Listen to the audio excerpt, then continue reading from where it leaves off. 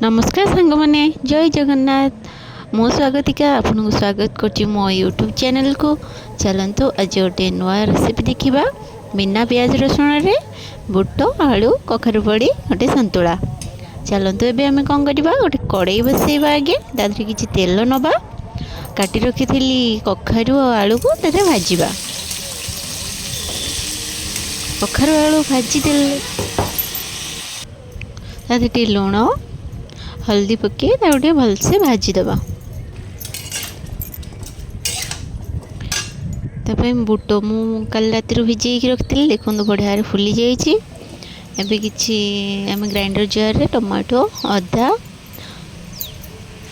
आ किछि चार मगज अल्प जीरा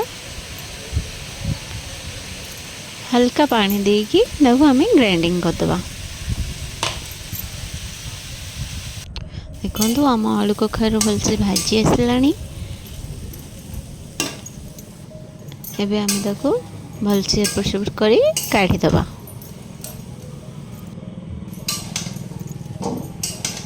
मु सब काढ़ी देकी तापर से पैन में किसी तेल गरम करिया काटी रखी अल्प किसी टमाटो पकेवा। टमाटो रे हल्दी किसी दबा लुण टिके भलसे भाजिया छाड़दबा।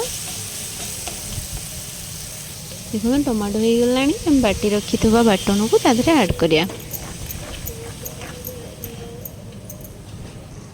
बाटन टी फुटी आसला तादरे आम लंका पाउडर जीरा पाउडर धनिया पाउडर और करी पाउडर सब देकी आउे भलसे फेंटीदबा।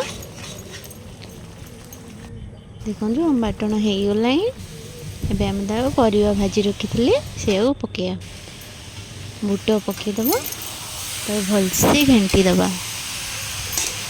किछि मिनट 2 मिनट छाड़दबा से भलसे परिवा और बुट तादरे टी भाजी हो आसले आम तादरे पानी ऐड करिया।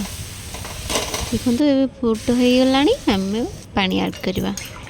देखो पानी देदी पानी देकी घोड़नी घोड़ईदबा किछि समय पर छाड़दबा। 10-20 मिनट पर काढ़ी देखिए भलसे फुटी आसला।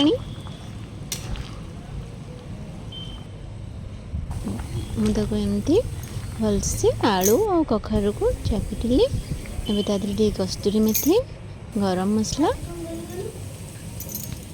पकेदी। देखो रेडी हो गला आम कखारु आलू बुट सन्तुला।